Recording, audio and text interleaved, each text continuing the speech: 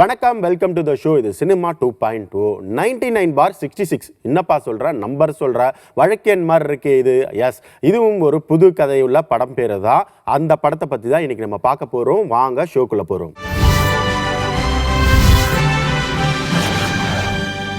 MS மூர்த்தி அவங்களுடைய இயக்கத்தில் ரச்சிதா மகாலட்சுமி, ஸ்வேதா அவங்க மட்டும் கிடையாது, நம்ம கேஆர் விஜயா அம்மா, சிங்கம் புலி இந்த மாதிரி நடிகர்கள் பட்டாலுமே இருக்க ஒரு படம் தான் 96/66. அது என்ன 99/66 அப்படின்ற ஒரு கன்ஃபியூஷன் இருக்குல்ல, இதுதான் டைட்டில்.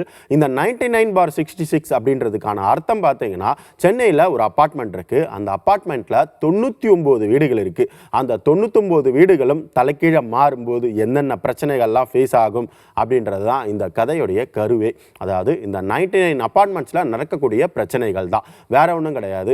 ஸோ இந்த படத்துல ஹீரோயினா ரச்சிதா மகாலட்சுமி, ஸ்வேதா நடிக்கிறாங்கன்னு ஆல்ரெடி நான் சொல்லியிருக்கேன். ஸோ ஹீரோயின் ஓரியன்ட் ஒரு சப்ஜெக்டா தான் இந்த கதை நகருது. எம்எஸ் மூர்த்தியோட இயக்கத்துல இந்த 99/66 படம் உருவாயிருக்கு.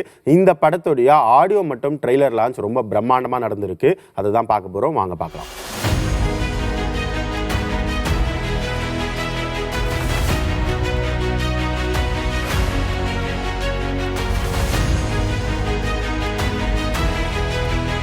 இந்த ஈவெண்ட்ல யார் யார் பார்ட்டிசிபேட் பண்ணியிருக்காங்க அப்படி சொல்லி பார்த்தீங்கன்னா, தயாரிப்பாளர் கலைப்புலி தானு அவர்கள், அதுக்கப்புறம் டான்ஸ் மாஸ்டர் ஸ்ரீதர் அவர்கள், இன்னொரு பக்கம் பார்த்தீங்கன்னா ஆர்வி உதயகுமார், இந்த மாதிரி நிறைய பேர் பார்ட்டிசிபேட் பண்ணிக்கிட்டு இந்த ஈவெண்ட்டை ரொம்பவே கிராண்டான ஒரு ஈவெண்ட்டாக மாற்றிருக்காங்க.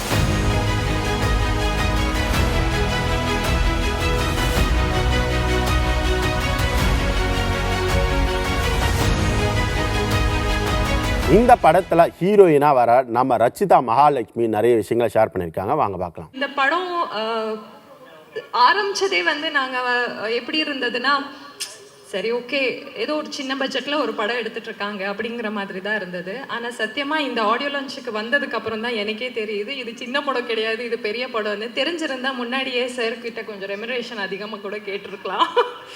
ஏன்னா எத்தனையோ பேர் பேமெண்ட்ஸில் லாக் இருக்கோ, இல்லைன்னா பேமெண்ட்ஸ் கொடுக்காம ஏமாத்துறது, இந்த மாதிரி நிறைய விஷயங்கள் நடக்கும் நம்ம இண்டஸ்ட்ரியில். எனக்கே கூட நடந்திருக்கு. பட் இந்த சார் எப்படி, நம்ம மூர்த்தி சார் எப்படின்னா, வாமா இங்கே அப்படின்னு சொல்லி கடைசி நாள் ஷூட்டிங் முடியும் போது முழு அமௌண்ட்டை கிளியர் பண்ணி எனக்கு அனுப்பின ஒரு பெரிய ப்ரொடியூசர் இவங்க. சத்தியமாக அதுக்காகவே ரொம்ப ரொம்ப நன்றி சார். ஏன்னா மனமார்ந்து நீ நல்லா நடிச்சிருக்கேம்மா, இந்த அம்மா உன்னோட ரெமுனரேஷன் அப்படின்னு சொல்லி கொடுத்துட்டு அனுப்பியிருக்கீங்க. யாருமே இதை பண்ணலை எனக்கு. So thank you so much for that. வெறும் ப்ரொடியூசர் மட்டும் இல்லை, ஒரு நாள் நம்ம ஷூட்டிங்குக்கு போனோன்னா ஒரு 10 வாட்டி கேட்பாங்க, சாப்பிட்டீங்களாமா சாப்பிட்டீங்களாமா சாப்பிட்டீங்களாமா அப்படின்னு. ஸோ எனக்கு மட்டும் இல்லை, நான் கூட நடிக்கிற ஆர்டிஸ்ட் மட்டும் இல்லை, அசிஸ்டன்ஸாக இருக்கட்டும், யாராக இருந்தாலுமே அவங்க எடுத்துக்கிற அந்த கேருக்காகவே இந்த படம் மிகப்பெரிய வெற்றி கண்டிப்பாக நடக்கும் சார். இது உங்கள் நல்ல மனசுக்காகவே இந்த படம் சூப்பர் ஹிட் ஆகும்.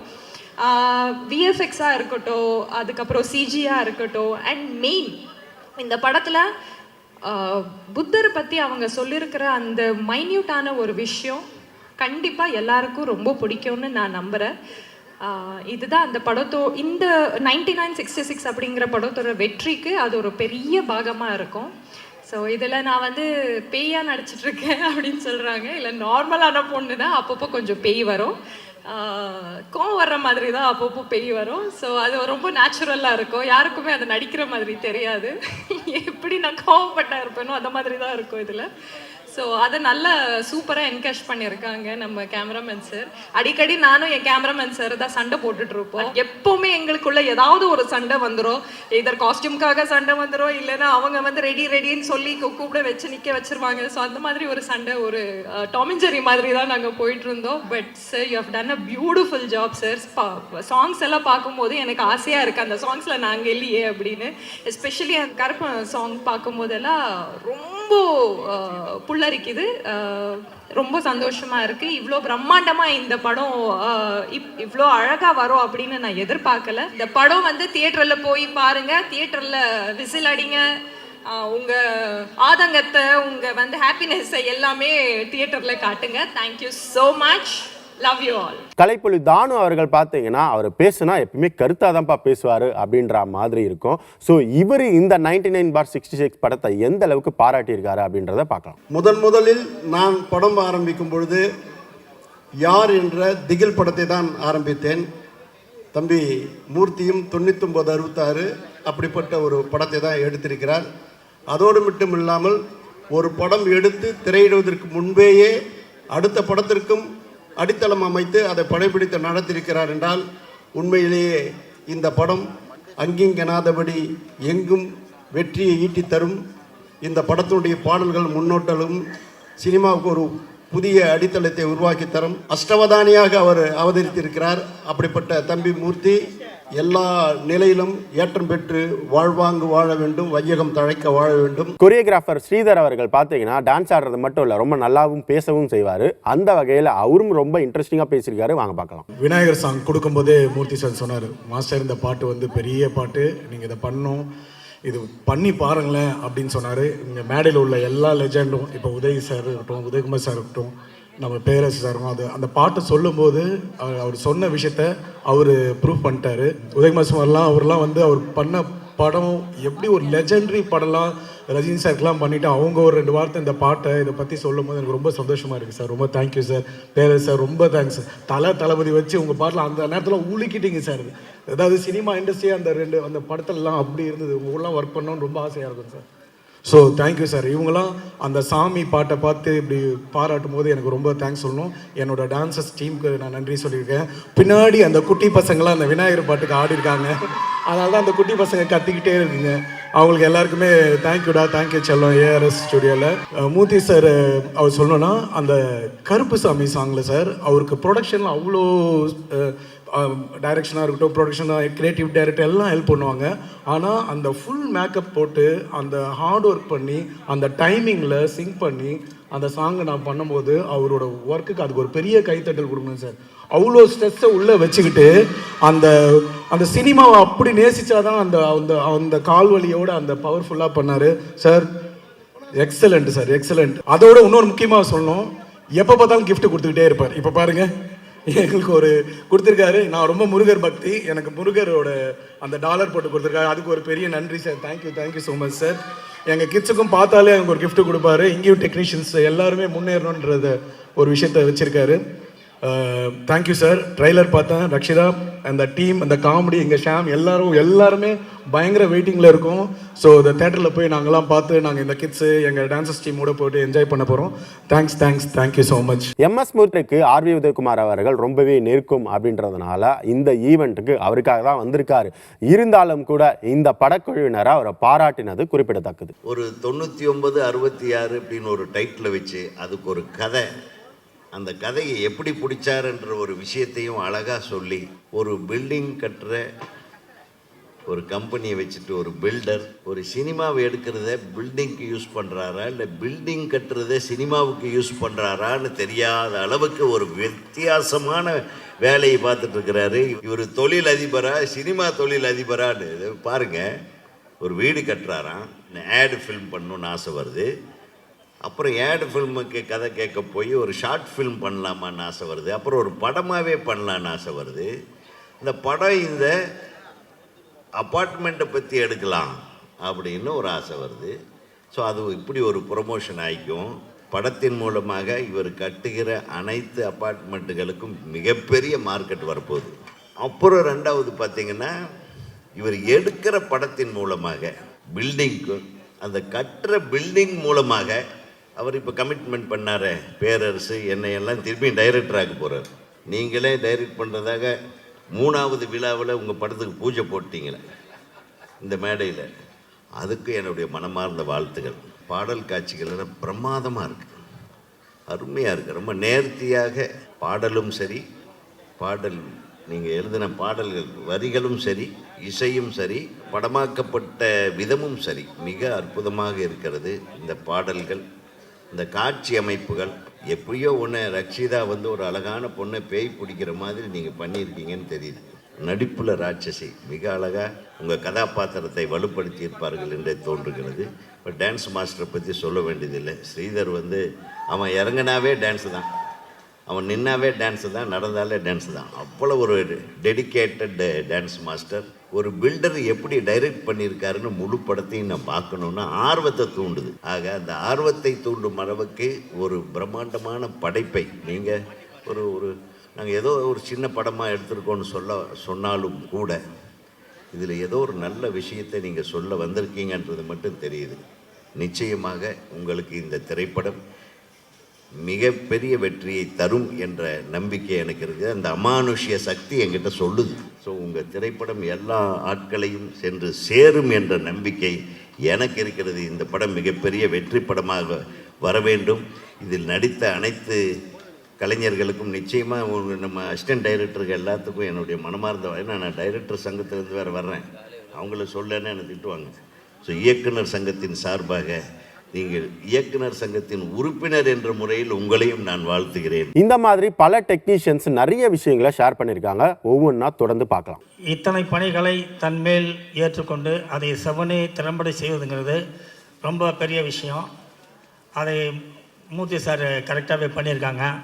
இயக்குநர்கள்லாம் குறிப்பிட்ட மாதிரி பாடல், எல்லா பாடல்களுமே வித்தியாசமாக வந்திருக்கு. இதில் ரொம்ப முக்கியமாக சொல்லணுன்னா, இதில் பணிபுரிந்த அனைத்து தொழில்நுட்ப கலைஞர்களுக்கும் ஒரு சிறப்பாக ஏவியெல்லாம் போட்டு கூப்பிட்டு அவங்கள பாராட்டி அவங்களுக்கு வந்து பண்ண விஷயம் வந்து ரொம்ப புதுசாக இருந்துச்சு. பெரும்பாலும் யாரும் புதுசாக வர்றவங்க பண்ண மாட்டாங்க. அதையெல்லாம் பண்ணாமல் அந்த உழைத்தவர்களை அதற்கான உரிய அங்கீகாரம் கொடுக்க வேண்டும். அதுவும் கொஞ்சம் கூட ஈகோ இல்லாமல் எனக்கு பின்னாடி இருந்து இவர் தான் செயல்பட்டார் அப்படின்னு ஒருத்தரை முன்னாடி கொண்டு வந்து நிறுத்துறதுக்கெலாம் ரொம்ப பெரிய மனசு வேணும். அது மூர்த்தி சார்ட்ட இருக்கு. வாழ்த்துக்கள் சார். தனித்தனியாக நான் சொல்ல முடியாத காரணத்தினால் மொத்தமாக சொல்கிறேன். எல்லா தொழில்நுட்ப கலைஞர்களும் சிறப்பாக பணியாற்றி இருந்தீர்கள். ஒளிப்பதிவாகட்டும், எடிட்டங்காகட்டும், மற்ற விஷயங்களாகட்டும், நடனமாகட்டும், எல்லாமே சிறப்பாக இருந்துச்சு. நடித்தவங்களும் ஏதோ ஒரு புதுசாக நடிக்கிற மாதிரி ஒரு பயம் இல்லாமல் எல்லாமே ரொம்ப தெளிவாக தன்னுடைய பங்கை செலுத்தியிருந்தீங்க. ஒரே மேடையில் வந்து ஒரு படத்தினுடைய ஆடியோ லான்ச்சு, ட்ரெய்லர் ரிலீஸு, அதுக்கு பிறகு இன்னொரு படத்தினுடைய பூஜை அப்படிங்கிறதெல்லாம் தமிழ் சினிமாவுக்கு வந்து ரொம்ப அரிதான விஷயம். அதை நீங்கள் செயல்படுத்தி காட்டியிருக்கிறீர்கள். எல்லாருடைய பங்களிப்பும் மிக சிறப்பாக இருந்தது. இந்த படம் நிச்சயமாக ஒரு வெற்றியடையும். இதன் மூலமாக இன்னும் நிறைய பேருக்கு நீங்கள் லைஃப் கொடுப்பீங்க அப்படிங்கிறது எனக்கு நம்பிக்கை இருக்குது. வாழ்த்துக்கள். கேசட் வெளியீட்டு விழா, அது மட்டுமில்லை இசை வெளியீட்டு விழா, அடுத்த படத்திற்கான தொடக்க விழா, வணக்கத்திற்குரிய எம்என்எம் மூர்த்தி அவர்களுடைய துணைவியாருடைய பிறந்தநாள் விழா. ஒரு கல்லில் ஒரு மாங்காய் அடிக்கலாம், 2 மாங்காய் அடிக்கலாம். மரத்தையே வீழ்த்துற அளவுக்கு அடிக்கிறதுனா இவரால் தான் முடியும். எனக்கு தெரிஞ்சு 12 மாங்கனிகளை வீழ்த்திய அளவுக்கு அத்தனை சாதனைகளை புரிஞ்சிருக்கக்கூடிய மூர்த்தி ஐயா அவர்கள். அதில் என்ன சிறப்பு தெரியுங்களா, அவரே எல்லா வேலையும் பார்த்துக்கிட்டே இருக்கார். அவர் ஒரு நிமிஷம் கூட இந்த கேக்கு வெட்டி முடிஞ்ச உடனே அவரே தள்ளிட்டு போயிட்டார். பார்த்தீங்களா, ஒரு வினாடி கூட நிற்கலை. இந்த வேகம், இந்த ஆற்றல், இந்த சக்தி, இந்த சுறுசுறுப்பு அவருக்கு இறைவன் தந்ததாக நான் கருதுகிறேன். அவரும் அவருடைய குடும்பத்தாரும் நீளாயுள், நிறை செல்வம், உயர் புகழ், விஞ்ஞானம் பெற்று பல்லாண்டு பல்லாண்டு பல்லாயிரத்தாண்டு பல கோடி 100,000 ஆண்டு வாழ வேண்டும் என்று வாழ்த்தி, இந்த படத்தினுடைய இந்த முன்னோட்டத்தை பார்த்தேன். உண்மையிலே நான் ரொம்ப வியந்து போனேன். ஏன்னா கிராமங்களில் உட்கார்ந்து பார்க்குறப்ப தான் அந்த ரசனை நமக்கு தெரியும். கிராமத்தில் படம் பார்த்துக்கிட்டு இருக்கப்ப அழகான காட்சி வந்தால் திடீர்னு எந்திரிச்சு சே கொடுத்த காசு செத்துச்சுரா அப்படிம்பா. அப்படின்னா என்னாச்சுன்னா அந்த காசு முழுவதும் அந்த ஒரு காட்சிக்கு சரியாக போச்சான். அதுபோல் இங்கே நான் பார்த்துக்கிட்டே இருந்தேன். மிக அற்புதமாக இந்த படத்தை அவரே தயாரித்து, அவரே நடித்து, அவரே பாடல் எழுதி, அவரே இசையமைத்து, எல்லாம் காதலிக்க நேரமில்லை நாகேஷ் அவர்கள் சொல்லுவார், கதை, வசனம், டைரக்ஷன், பாடல்கள்னு சொன்னப்ப அன்னைக்கு நம்ம சிரிப்பாக இருந்தது. ஆனால் இன்னைக்கு அப்படி ஒருவரால் செய்ய முடியும் என்பதை எனக்கு தெரிஞ்சு டைரக்டர் டி ராஜேந்தர் அவர்கள் இப்படி செஞ்சுருக்காருன்னு நினைக்கிறேன். கதை, வசனம், டைரக்ஷன், பாடல்கள். அதே போல் எல்லா ஆற்றலும் கொண்டிருக்கக்கூடிய திரு மூர்த்தி அவர்கள் அழகான படத்தை தந்திருக்கார். பொதுவாக எல்லாருக்கும் தெரிஞ்ச முகமாக இருந்து நம்ம வீட்டில் ஒருத்தர் மாதிரியான முகம் இருக்கிறது யாருக்குன்னா நம்முடைய ரக்ஷிதா அவர்களுக்கு. அந்த பெருமையோடு அவர்கள் இந்த படத்தில் அவங்க பேயா வர்றாங்கிறது எனக்கு என்னமோ அழகான பேயன்னு நினைக்கிறேன், வேற ஒன்றும் இல்லை. ஏன்னா இந்த பேயின்னு சொன்னாலே உடனே அது வந்து ஒயிட் அண்ட் ஒயிட்டில் தலை விரித்து போட்டு வரும்னு சொல்லுவோம். ஆனால் இவங்க ரொம்ப அழகாக நடிக்கக்கூடியவங்க, அருமையான ஒரு குணச்சித்திர நடிகர் வரக்கூடியவங்க, அவர்களுக்கு என்னுடைய பாராட்டை தெரிவித்துக்கொள்கிறேன். படம் பார்த்தேன், நாட்டின் டான்ஸ் பார்த்தேன், அதில் வரக்கூடிய காட்சிகளை பார்த்தேன். நம்முடைய இயக்குனர் ஐயா அவர்கள் சொன்ன மாதிரி, உதயகுமார் அவர்கள் சொன்ன மாதிரி, இது படத்தின் மூலமாக வீட்டு விற்பனையா, அதை வீட்டு விற்பனையின் மூலமாக படத்தினுடைய ப்ரமோஷனா, எதுவாக இருந்தாலும் இவை எல்லாமே வெற்றி பெற வேண்டும். வெற்றி பெறும் என்பது உறுதி. ஏனென்றால் எந்த சோதனையும், தமிழில் எழுதி பாருங்களேன், சோதனைன்னு எழுதி பாருங்க, ரெட்டை கொம்பு வரும்.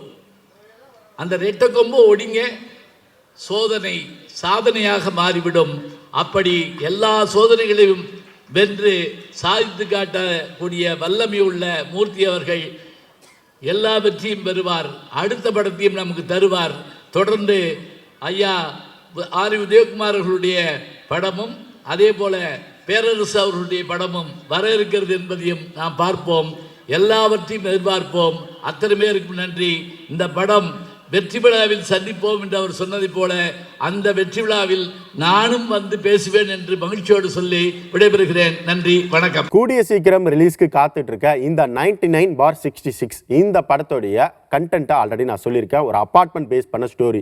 இந்த படத்துடைய ரிலீஸ்க்கு உங்களை மாதிரி நானும் காத்துட்டு இருக்கேன். இதே மாதிரி நாளைக்கு ஒரு சூப்பரான கண்டென்ட்டோட நான் உங்களை வந்து சந்திக்கிறேன். இது சினிமா 2.0. நன்றி.